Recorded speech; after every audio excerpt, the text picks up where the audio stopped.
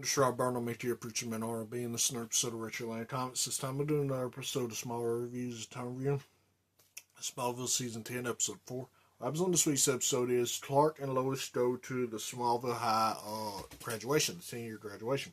And when they get there, Brainiac 5 shows up. And he winds up taking Clark into the past and showing him events and trying to teach him how to be a better Superman and what can happen in the future as well. And at first, Clark doesn't want to have nothing with Brainiac because he believes Brainiac's still evil.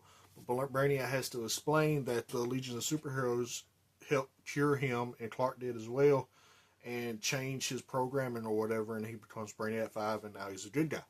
So, like I said, Brainiac 5 takes Clark to the past, and we see when Jonathan Kent winds up dying of a heart attack, Clark tries to stop it. Brainiac says he can't change Jonathan's fate.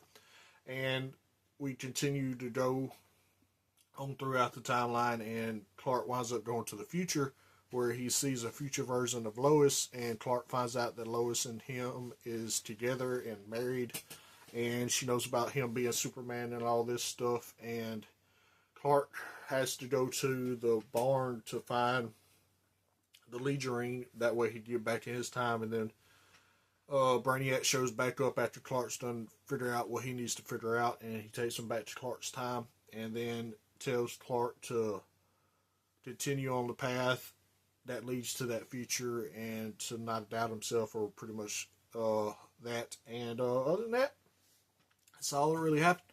Of course, if y'all is now that Clark knows his future and how to make that future that he's seen happen, what's going to happen with that? As always, Rob Burnham, ATA Preacher Man R&B, signing out.